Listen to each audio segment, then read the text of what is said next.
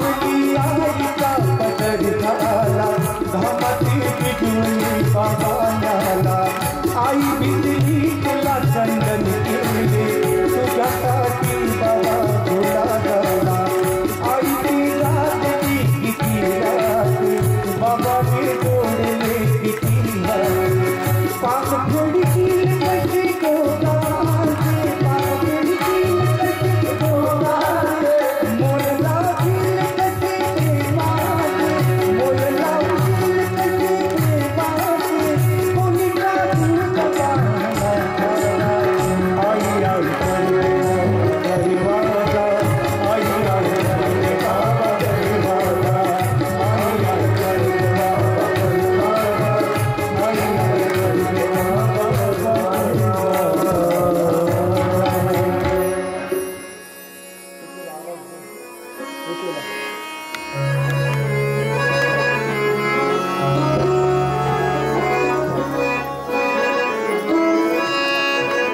आई आई वडिलांची सेवा बाबा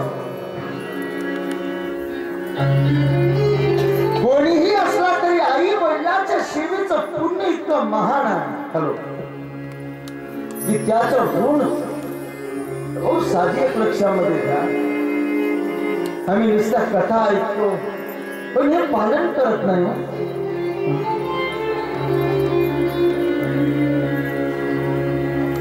कुणाला माहित नाही की आई वडिलांच्या सेवेसाठी हो खांद्यावर कावडी घेऊन निघालेला श्रावण कुणाला माहिती नाही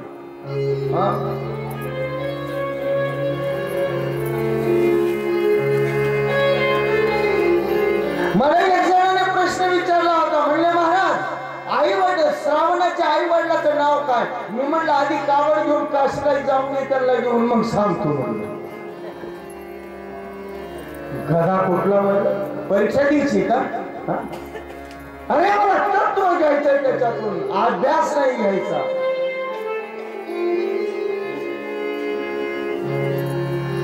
सर्व स्रोत आहे सगळ्यांना राजा दशरथाला सुद्धा ते ऋण चुकत नाही करता आलं राजा दशरथाला ज्याने बापा या नारायणाला जन्म दिला ना त्याला सुद्धा ते पाप भोगावं लागले त्याला क्षती पोहोचवली म्हणून ज्यावेळेस राजा दशरथ मरतो ना त्यावेळेस कौशल्यला हे वाक्य सांगतोय रडत रडत सांगतोय कौशल्य माता पित्याची सेवा कशी असते हे मी माझ्या लेकराने पाहिलं कोण आठवण करतंय नारायणाचा बाप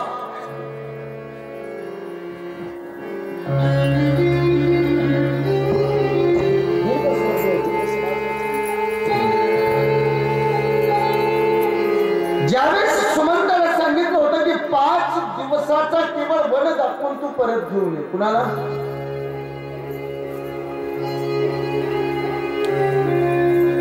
पाच दिवसाचं वन दाखवून ज्यावेळेस गेला पण राम परत नाही आला इकडे मात्र मूर्छित पडलेला राजा दशरथाने जेव्हा समोर रामाला पाहिलं या सुमंताला पाहिलं राम त्याच्या बरोबर नाही सुमंत ही त्या ठिकाणी नाविलाजाने आला होता आणि आक्रोश केला रामाच्या जवळ येताना रामा परत चलावं पण शेवटी राम नाही गेले तपसा नदीच्या काठ्यावरून सांगितलं माझी आज्ञा म्हणून नाही जात शेवटी त्या ठिकाणी यांना झोपीतच सोडून सगळे राम पुढे निघून गेली होती पण ज्यावेळेस परत सुमंत आला 5 दिवस झाली होती 6वा दिवस लागला होता कौशल्या त्या ठिकाणी दशरथाच्या जवळ बसलेली होती हे राम करत असताना राजा दशरथ पडलेले आहेत समोरून असताना सुमंत येत आहे आणि ज्यावेळेस सुमंताच्या बरोबर असताना राम नाही हे जेव्हा राजा दशरथाने पाहिलं त्याला वाटत होतं की सुमंत परत घेऊन येईल परंतु जेव्हा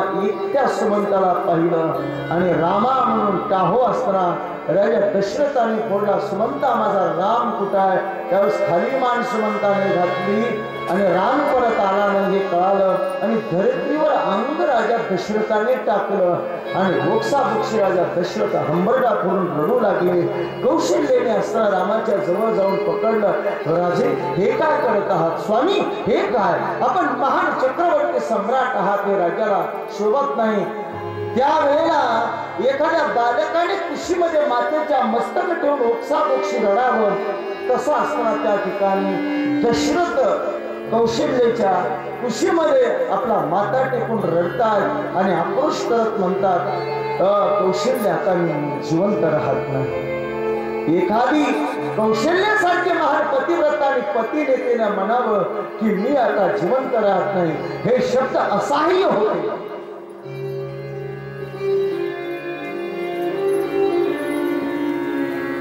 एखाद्या बालकाला समजावं तसं कौशल्य समजावून घेते. नेत्र पुसते आहे, कौशल्य मी पाहिलं काय नाही मी वाचू शकत असं का बोलताय? माफ कर कौशल्य, मला मी एक तुला गोष्ट सांगायची विसरलो. आई वडिलांच्या सेवेचा असताना पुत्राचा मी घातक आहे.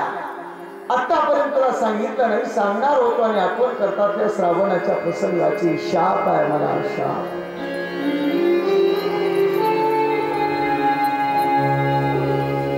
कित्येक शेकडो वर्ष झाली कौशल्या वनामध्ये असला रात्रीचा समय होता आणि रात्रीच्या समयाला आपल्या खांद्यावर कावडी घेऊन असताना निघालेला श्रावण वनामध्ये तहान आई वडिलांना लागली, पाण्यासाठी सरोवरावर आला. मला माहित नव्हतं, मी मात्र शिकारीसाठी झप धरून बसलो होतो. पाण्याच्या बुडबुड्याचा आवाज आला आणि जेव्हा मी बाण मारला त्यावेळेस मनुष्याच्या किरणकाळीचा आवाज आला. धावत जाऊन पाहिलं तर त्या पाण्यामध्ये रक्त सगळा लाल गुंद सरोवराचा काट झालेला होता. त्या पाण्यामध्ये असताना पालट शरीर एका बालकाचं पाहिलं. हडबडून त्याला मी बाजूला काढलं तर त्याच्या छातीमध्ये माझा बाण रुतलेला होता. त्याचे अंतिम श्वास तो बालक मोजत होता. मी सांगितलं, हात जोडले त्याला, बाबा मला क्षमा कर, मला क्षमा कर. पण त्या बालकाने विचारलं, कोण आहेस तू?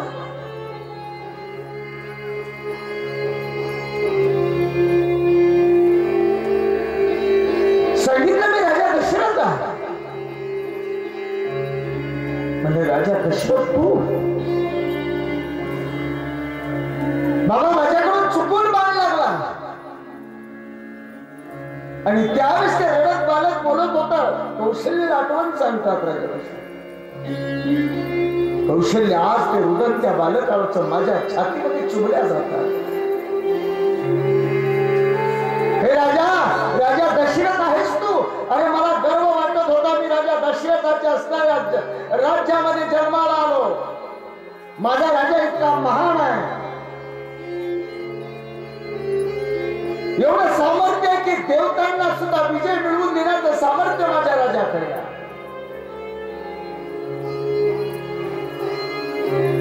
मला गर्व वाटत होता की मी या राजाच्या राज्यामध्ये जन्माला आलो की माझ्या राजाला अर्ध सिंहासन इंद्राचा सदैव रिकामा असतो, एवढा सन्मान आहे माझ्या राजाचा. मला गर्व वाटत होता की असा प्रतापी राजा या भूतलावर आहे. राजाने त्याच्या राज्यामध्ये मी वावरतोय याचा गर्व वाटत होता राजा. पण आग लागू दे या तुझ्या पराक्रमाला, का तर आज तुझ्या बाणाने माझा प्राण जातो, प्राण जातोय. क्षमा कर मला, क्षमा कर, मी चुकलो. हा जोडून क्षमा मागितली. पण त्यावेळेस त्याने सांगितलं, श्रावणाने कदाचित मी क्षमा करेल तर माझे व्रत माता पिता कधी क्षमा करणार. सर्व व्रतांना त्याला सांगितला आणि शेवटी रडत रडत त्याने सांगितलं, राजन एक काम माझं करा की मी आई वडिलांना काशीला घेऊन जात होतो. त्यांचे डोळे म्हणाल तर मी आहे, पाय म्हणाल तर मी आहे, शक्ती म्हणाल तर मी आहे, आहार म्हणाल तर मी आहे, नवे नवे प्राण त्यांचा मी आहे. आता प्राणच त्यांचा मी जातोय तर ते जिवंत राहतील का माहित नाही, पण ही वार्ता तरी त्यांना कळाली पाहिजे. राजन एवढा कमंडलू माझ्या पित्याकडे पाण्याचा लिहून द्या असे म्हणाल आणि त्याने प्राण सोडून दिला. राजा दशरथ असताना आला. इकडे मात्र आई वडिलांची चर्चा चालू आहे. आई वडील म्हणतात, पित्याने विचारले, आता श्रावण का नसेल आला, किती वेळ झाला, वनामध्ये तो गेलेला आहे, एखाद्या हिंस्र पशुने तर जलत नाही ना घातली.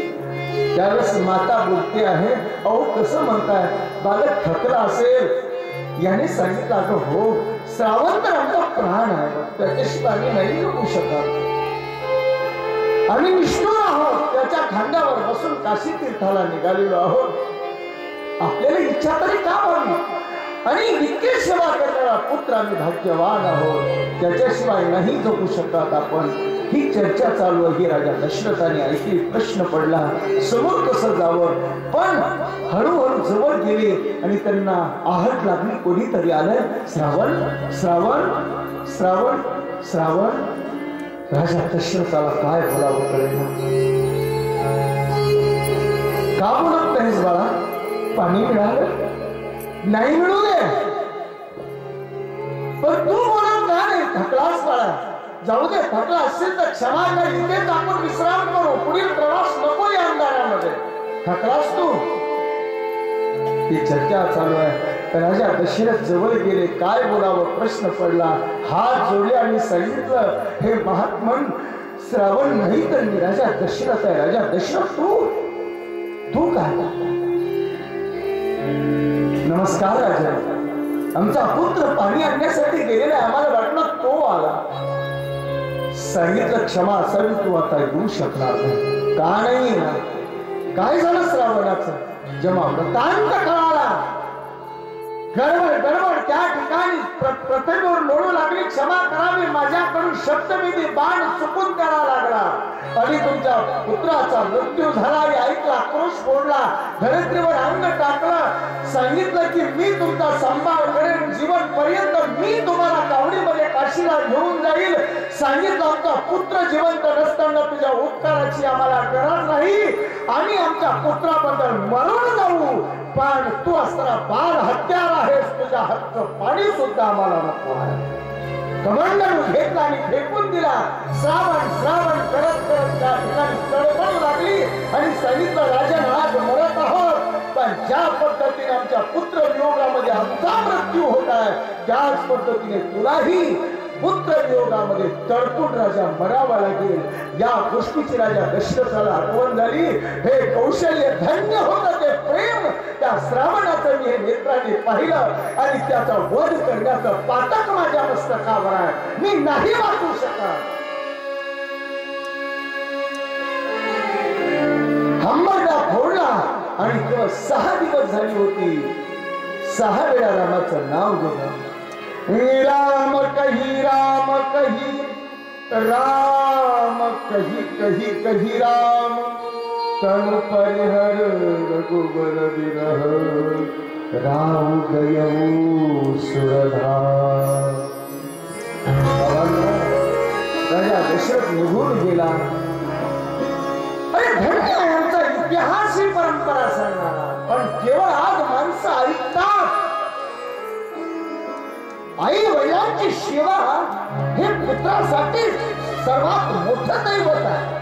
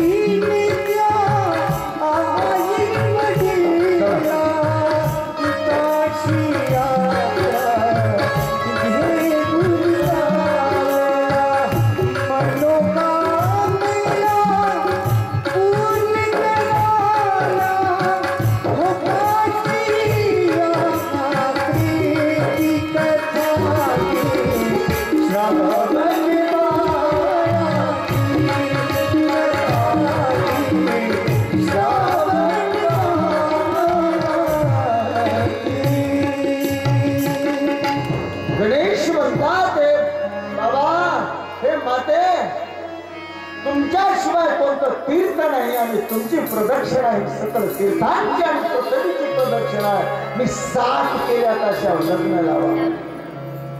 हे जमान ज्ञान गणेशाचं ऐकलं ना डोळे भरून आले भोलेनाथांचे. कंठ अवृत्त झाला, गद्गद झाला कंठ. वा किती ज्ञान आहे, चतुर आहे, प्रसन्न झाले आणि सांगितलं निश्चित आणि वेद आला कार्याला गणेशाच्या विवाहाचा.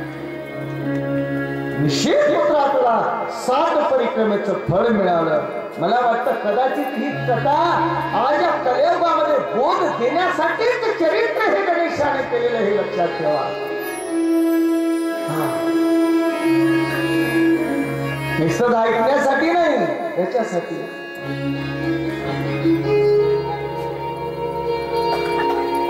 तयारी करण्यात आली. नवरीचा शोध चालू झाला आणि प्रजापती विश्वरूपाच्या 2 पुत्री होत्या, ज्यांचे नाव होतं सिद्धी आणि दुसरीचं नाव बुद्धी. काय होतं? एकीचं सिद्धी आणि एकीचं नाव बुद्धी. विश्वरूप प्रजापतीच्या या 2 पुत्री बरोबर गणेशाचा असणा मोठ्या थाटामाटामध्ये माता पार्वती आणि असणा या ठिकाणी भोलेनाथाने विवाह लावून दिला. सिद्धीर गणेश पत्न्यास्तु क्षेम नाम सुतो भव बुद्धिरिला बुद्धिय पुत्तु ध्यासी परम शोभन. यांचा विवाह लावून दिला. भव्य दिव्य अशा प्रकारे बाबांनो याच गणेशाला सिद्धीपासून बरे का क्षेम, सिद्धीपासून क्षेम नावाचा पुत्र झाला आणि बुद्धीपासून लाभ नावाचा पुत्र झाला. बरं दिव्य अशा प्रकारे विवाह संपन्न झाला. इकडं तर मात्र धूमधाम सगळं असणारी तयारी. लग्न झालं, लेकरं बाळे व्हायला सुरुवात झाली. ही परिक्रमा करून आता कार्तिकेय आले. जेव्हा बघितलं कार्तिकेयाने काय वाटलं असं मनाला त्यांच्या, तुम्हाला कल्पना येईलच नक्की सांगणे. माझ्या बरोबर छल झालं, कपट झालं. राग आला, माता पित्यावर रुष्ट झाले आणि कार्तिकेय भगवंताने कितीही समजवण्याचा पार्वतीने प्रयत्न केला पण ऐकले नाही आणि माता पित्याचा कैलासाचा सगळ्याचा त्याग केला या रागापोटी आणि क्रौंच पर्वतावर जाऊन त्या ठिकाणी राहू लागले. पुन्हा कार्तिकेय माघारी कैलासावर आले नाही. इथंच ही कथा लक्षात राहू दे. इथून पुढच्या कथेमध्ये ज्योतिर्लिंग दडलेले ते उद्या सांगेल. हर हर या क्रौंच पर्वतावर आणखी एकदा जायचंय आपल्याला, पण पुढे एक सांगू का, या जगामध्ये एक संदेश दिला गणपतीने. कोणता माहितीये का? हार्डवर्कला किंमत नाही जगात आजकाल, स्मार्ट वर्क पाहिजे. काय पाहिजे? आज सगळं कशाचा? स्मार्ट वर्क, हार्ड वर्क नाही. जीवनामध्ये यशस्वी व्हायचं असेल तर हार्ड वर्क पेक्षा स्मार्ट वर्क पाहिजे हे लक्षामध्ये घ्या. आणि या ठिकाणी दिव्य अशा कथा सांगतात आणि इथेच कुमारखंडाला पूर्ण विराम देतात. मुरे नम पार्वती पते शिव हर हर. गणपती बाप्पा असताना तो भाग्याचा विधाता आहे बाबांनो. म्हणून गणेशाची चांगल्या पद्धतीने भक्ती करत जा. कोणता खंड होता आता बघा, आपला दुसरा खंड चालू, हे संहिता चालू, रुद्र संहिता. रुद्र संहितेमध्ये कोणते कोणते खंड आतापर्यंत ऐकले तुम्ही? कोण नाव सांग? पहिला सृष्टी खंड, दुसरा सती खंड, तिसरा पार्वती खंड, चौथा कुमार खंड आणि आता आपण 5वा खंड ज्याचं नाव आहे काय? युद्धखंड. युद्धखंडामध्ये असताना कथा प्रवेश करत आहे. 1 मिनिट असताना भगवान नाम घ्या आणि त्यानंतर असताना त्या खंडाला आरंभ करू. ओम नमः शिवाय. हरि ओम नमः शिवाय.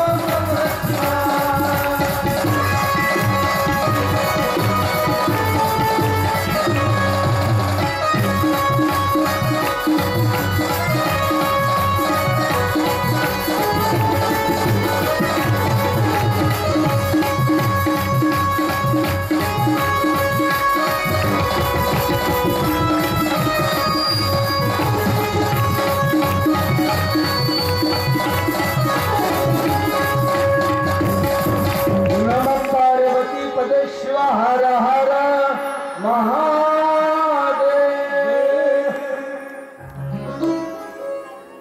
श्रुतिमस्माभिरानन्द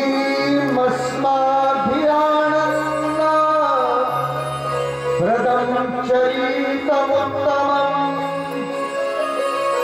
ग्रहस्थे शैव शम्भोश्च गणस्कन्दायि सततम्. नारद ब्रह्मदेवाला म्हणतात, हे पिताश्री, दिव्य अशा प्रकारे भोलेनाथाच्या गृहस्थ आश्रमाचं भगवान कुमार कार्तिकेय आणि भगवान गणेशाचं चरित्र दिव्य असं तुम्ही श्रवण केलं, मन अति प्रसन्न झालं. परंतु मला एक माझ्या मनामध्ये प्रश्न आहे, कृपा करून असलं मला त्याचं उत्तर द्या आणि ती कथा सांगा म्हणतात. काय प्रश्न केला? कथम ददाह भगवान नगराणी सुरद्विषाम त्रैलोक्ये च बाणेन यज्ञ पत्नीन वीर्यवान. मला एक प्रश्न पडलेला आहे की प्रभू हे त्रिपुर दहन काय आहे, मला कृपा करून सांग. भगवान भोलेनाथाने एका बाणामध्ये 3 महावीरांचा आणि 3 पुरांचा नेमका कसा नाश केला, कसे जाळून टाकली, हे नेमके या 3 पूर, हे त्रिपुरासूर काय आहे हेच कळालं नाही. त्रिपुरासूर दैत्य, त्रिपुरासूर म्हणजे केवळ एक नाही, 3 आहे. या 3घांना मिळून त्रिपुरासूर म्हणतात. पण तुम्हाला एक सांगू का, गेल्या वर्षी मात्र एक, मी गतवर्षी त्रिपुरासुराची कथा एक सत्र सांगितली होती पूर्ण म्हणून. आता केवळ 5 ते 7 मिनिटात सांगून विलंब मला मध्यांतर घ्यायचे. सगळ्याचाच विस्तार नसतो वेळेमध्ये होत त्या, कधी हे कधी ते. आणि पुढे तर आता ते सांगायचं नाही, दुसऱ्याच सांगितलं. फक्त मला सूचना करा, लिहून ठेवा घरी आपल्या आपल्या, यावर्षी काय सांगितलं काय नाही सांगितलं. हर हर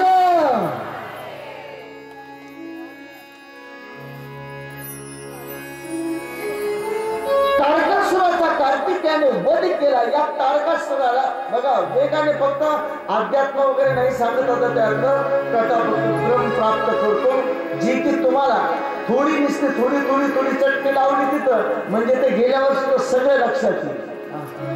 थोडं टच केलं की तर लक्षामध्ये ऐकलं मग म्हणून थोडं सांग. या तारकासुराचे 3 पुत्र होते.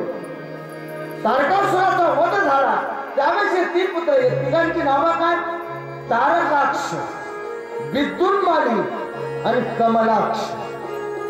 काय नाव आहे? तारकाक्ष, विद्युन्माली आणि कमलाक्ष. हे 3 पुत्र बाबांनो महान प्रतापी होते. पण महत्वाची गोष्ट अशी आहे की हे वैराग्यवानही तितकेच होते. यांची भोग विलासामध्ये अशी वेगळी विशेष रुची नव्हती, तसे चांगलेच होते म्हणायचे, लोक कल्याणकारी, एवढे बेकार तर नव्हतेच. यांचं जीवन भोगामध्ये लिप्त नव्हतं. आणि या 3घांनी मिळून महान अशा प्रकारच्या स्थळी तपश्चर्या केली.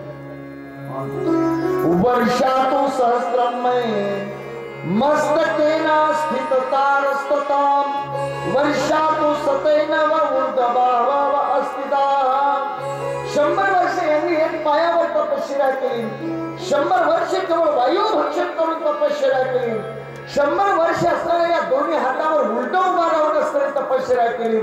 100 वर्ष असणाऱ्या एका पायावर त्या झाडाला उलट टांगून घेऊन त्या ठिकाणी तपश्चर्या केली. शेवटी भगवान ब्रह्मदेव त्यांना प्रसन्न झाले आणि ब्रह्मदेवाने यांना सांगितलं, सांगा काय मागायचं ते मागा. अगं कोण्याही दैत्याचं एकच आहे, अमर. मला याच तत्व कळालं पाहतो मला. कोणताही दैत्य अमर बनवा म्हणतो. याच कारण असं आहे, ज्याला ज्याला वाटतं ना आजच्या काळामध्ये की मी मरणार नाही, तो समजायचं दैत्य. खरं न मानलं याला तर राक्षस म्हणायचं ना. प्रत्येक जण मरणार आहे का नाही? मग हे खरं असताना मी मरणार नाही असं जीवन जगणं हेच राक्षसी जीवन आहे. म्हणून तर कबीरदास म्हणतात, दो बातन को मुत मत भूलिए चाहे सो कल्याण, पहले अपने निज मोत को तुझे श्री भगवान.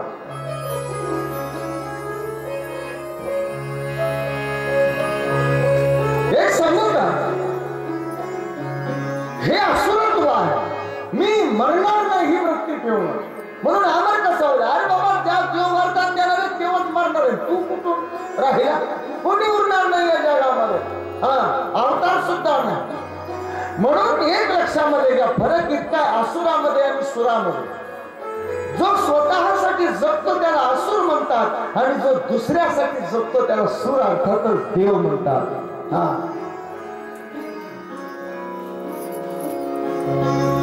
स्वतःसाठी जगणाऱ्याचा या असुरीपणा. आता आपल्या आपल्या मनाला विचार, आपण कशासाठी जगतो? बायको, तुम्ही म्हणाल बायको परत का, ते सुद्धा दुसरेच आले. ज्या शरीरावर अति प्रेम केलं आहे ना तू, मला म्हणायचं शरीरा इतका प्रेम कशावर आहे का आपलं? आहे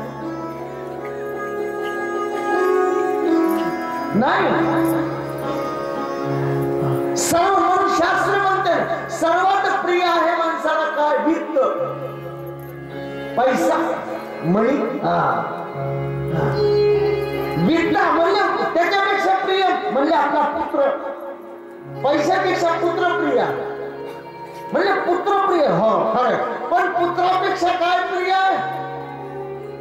हे आपलं शरीर प्रिय. शरीरामध्ये इंद्रिय प्रिय आहे, आणि इंद्रियामध्ये शरीरामध्ये आत्मा परप्रिय. सगळ्यात प्रिय काय आहे तर आत्मा आहे. म्हणून माणसाने मी आत्मा आहे म्हणून जगलं पाहिजे, शरीर म्हणून नाही. ज्या शरीराला तुम्ही प्रिय समजता, सगळ्यात जीव आपल्या शरीराला आपण लावला, सांभाळलं, पण हे सुद्धा शेवटी दगा देणार आहे. तर बायकोन पोरायचं काय घेऊन बसलात मालक? ज्या शरीराला पोषण्यासाठी तुम्ही आता जीवन घातलं ना, ते सुद्धा एके दिवशी तुम्हाला झटका देणार. काय म्हणून बायकामुळे सुद्धा 2 नंबरवरच येतात. मी फक्त म्हणून जो दुसऱ्या जगासाठी जगतो त्याला ते, आणि केवळ स्वतःसाठी देह पोषण्यासाठी जगतो त्याला असुर म्हणावं. म्हणून म्हणजे अमर तुम्हाला नाही बनवता येणार. म्हणजे अमर नाही बनवता येत तर एक काम करा, अमर अशा दिव्य नगरीची असणारी निर्मिती करून द्या. दिव्य अशा नगरी, अभेद्य अशा नगरीची निर्मिती आम्हाला करून द्या, की ज्यामध्ये कधीच आमचाही पराजित आम्ही होणार नाही आणि त्या नष्टही होणार नाहीत. अशा कशा अभेद्य नगऱ्या. म्हणून स्वर्णाची नगरी तारकाक्ष नावाच्या असणाऱ्या त्या पुत्राला दिली, तारकासुराच्या.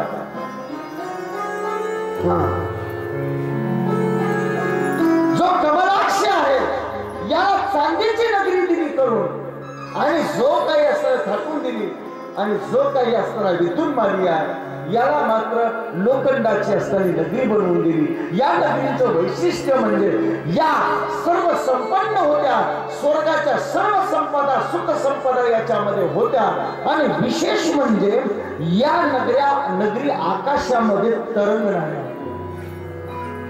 फिरती नगरी होती. आकाशात कसं हेलिकॉप्टर फिरतं ना, तशा अवकाशाच्या फिरणाऱ्या नगऱ्या.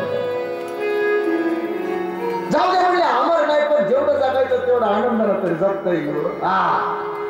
यदि प्रसन्नो देवेश यदि देव वरयस्तता अवद्यं सर्वेषां सर्वभूतेषु देहिना. तुम्ही जर प्रसन्न असाल तर आम्हाला असं वाटतं हे नगर देऊन, हे तिन्ही नगर जोपर्यंत एका रेषेमध्ये येत नाही फिरता फिरता, तिन्ही बंधू आम्ही फिरत फिरत जोपर्यंत एकत्र जीवनामध्ये येत नाहीत, आणि एक योग सांगितला जोपर्यंत हा योग येत नाही. कोणता योग माहितीये का? अभिजित मुहूर्त चतुष्पाद नक्षत्रामध्ये पुष्कर असणारा आवर्तक नामाचा मेघ या जगतामध्ये उपलब्ध असेल, मंद मंद वर्षा चालू असेल, आणि त्याच्या उपरांत पुन्हा आम्ही तिघजण या मुहूर्तावर एकत्र आलेले असू, तिन्ही नजर एका रेषामध्ये आलेले असू एवढं जर एका वेळेला घडलं तर आमचा मृत्यू हो अन्यथा होऊ नये असलं किचकट वरदान मागितलं आणि असा योग 1000 वर्षांनंतर काही क्षण येतो. कसे मारायचे